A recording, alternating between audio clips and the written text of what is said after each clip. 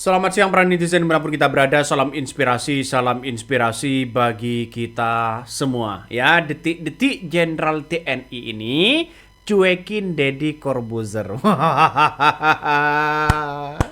Ngeri mas, ngeri ya.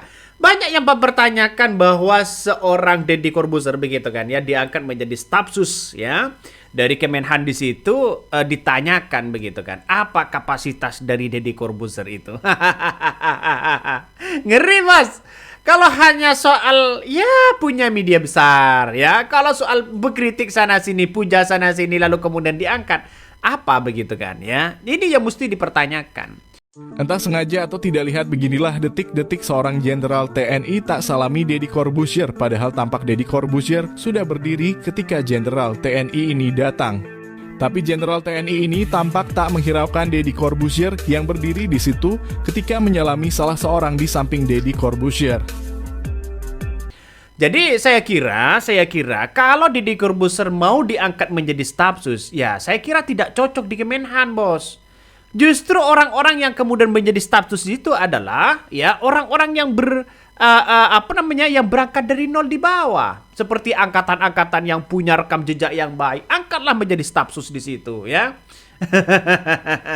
Tapi kalau kemudian ya lebih pas kalau menurut saya pribadi ya diangkat menjadi status ya di Kominfo. Ya, di situ lebih lebih dengan fashionnya lebih bisa begitu. Kalau soal masalah tubuh gagah atau tidaknya itu tidak penting. Yang terpenting itu adalah bagaimana gagasannya, bagaimana perannya, ya. Atau mantan-mantan TNI lah begitu kan, yang punya kapasitas banyak, yang punya yang punya kecerdasan yang sangat luar biasa, seharusnya itu yang diangkat. Jadi saya kira ini banyak kritikan-kritikan dari masyarakat Indonesia begitu soal Deddy Corbuzier yang diangkat menjadi staf sus. Tapi bagi kami adalah ya ini kan masalah soal ketahanan, dalam artian bahwa ya kita itu kan di Kemenhan itu kan masalah strategis perang, bagaimana strategi yang lain begitu kan ya.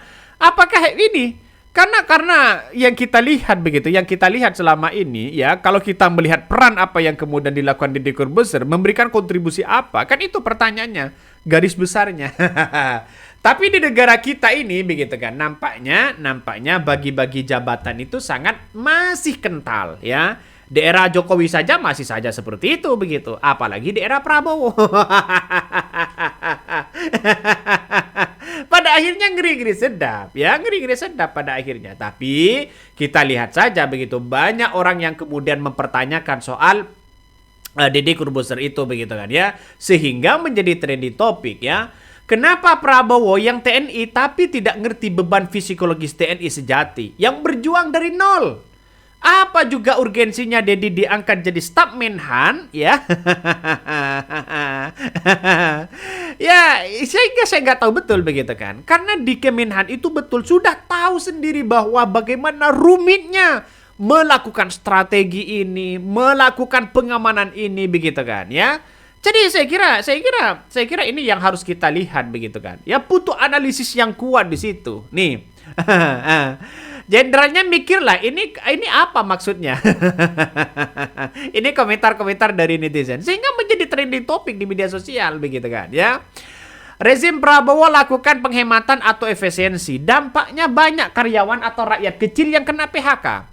Lalu di saat yang sama rezim Prabowo terus angkat buzzernya ya. Jadi pejabat baru. Apakah seperti itu? Ini komentar-komentar dari netizen. Banyak sekali pro dan kontra ya.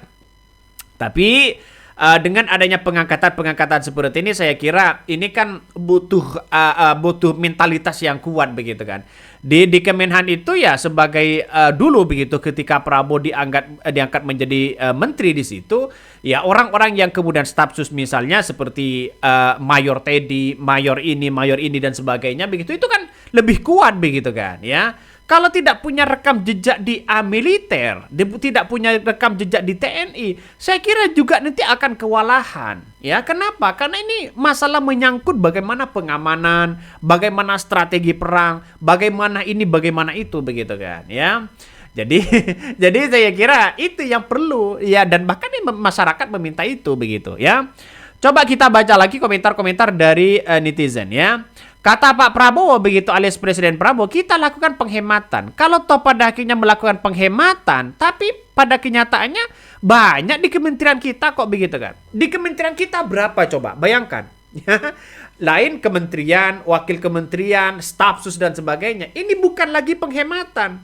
Jangan-jangan kemudian ada penghematan di seluruh ya proyek-proyek besar, itu bagian strategi dari seorang Prabowo. Bisa saja begitu kan. Ya, nampaknya ya kurangilah kementerian. Ya kurangi dari anggaran DPR ya. Kalau ingin ya menjadi efisiensi. Ya misalnya begitu, anggaran DPR dikurangi, ya anggaran para pejabat dikurangi, staf sus dikurangi begitu kan. Staf sus ya hanya 1, 2 begitu kan, bukan lagi berapa dan sebagainya. Terus kemudian ya kementerian dikurangi. Itu kalau menjadi efisiensi. Tapi pada kenyataannya sekarang di era Prabowo malah nambah ini, nambah itu, nambah ini. Gimana bos ya? Masyarakat ya tidak bodoh hari ini ya. Daripada gaji Deddy Corbuzier ya sama Raffi Ahmad dan segudang staf sus enggak ini begitu kan ya, mending anggarannya dipakai benahin sistem pemantau bencana ya, naikin kesejahteraan guru sama dosen. Ya sekarang ini mana janjinya ya? Janjinya sekarang mana begitu?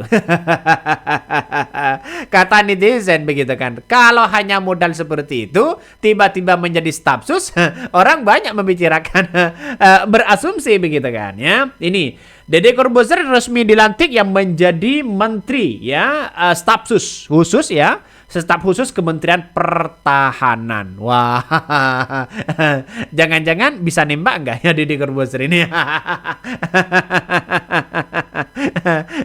Ini trending loh, ini trending ya, ini trending. Jadi saya kira ini banyak persoalan-persoalan yang harus kita benahi di negara kita begitu, soal ketahanan ya, kemudian soal pengamanan dan sebagainya begitu kan ya. Negara sibuk ngasih makan ya manusia-manusia begini, entah apa maksudnya. Ini komentar dari netizen, banyak sekali pro dan kontra ya, banyak pro dan kontra. Bahkan di 100 hari Deddy Corbuzier sebagai staf sus Menteri Pertahanan bidang komunikasi sosial dan publik adalah intervensi dan kawal penanganan kasus pembakaran jurnalis Riko Pasaribu ya oleh Herman Bukti CS ya. Oknum TNI juga maksudnya harus kawal. Ini yang kita lihat sekarang. Makanya sekeras apapun seseorang begitu kan, sebaik apapun seseorang, kalau tidak punya gagasan yang baik juga tidak bisa di situ. Makanya punya rekam jejak yang baik. Jadi kalau Deddy Corbuzier di situ adalah punya rekam jejak baik di militer, ya saya kira tidak ada masalah. Tapi kan rekannya bukan dari militer. Apa yang kemudian di situ ada begitu kan? Dalam artian staf khusus ini kan banyak, staf khusus dalam bidang komunikasi, dalam bidang politik, dalam bidang ini. Kalau itu semua bidang yang kemudian disalurkan, maka kemudian anggarannya juga sama begitu kan? Ya juga sama, anggarannya semakin membengkak, sama aja di situ. Jadi saya tidak heran nanti ya Prabowo ini akan bingung sendiri nanti pada akhirnya. Pada akhirnya kita tunggu saja.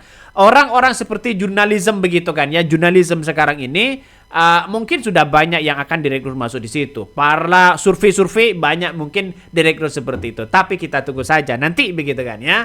Apakah ini akan menjadi dampak positif kepada Prabowo? Kita tunggu saja ya. Biarkanlah Deddy Corbuzier itu bisa bekerja apa enggak. Itu kan berikan kesempatan aja dulu. Kenapa? Karena orang itu kalau tidak diberikan kesempatan untuk bisa bekerja, tidak tahu mana kemampuan dan mana tidak. Kita tunggu saja. Mungkin itu yang kami sampaikan. Tonton terus channel Honda dari Podcast Rakyat ini. Jangan lupa di subscribe.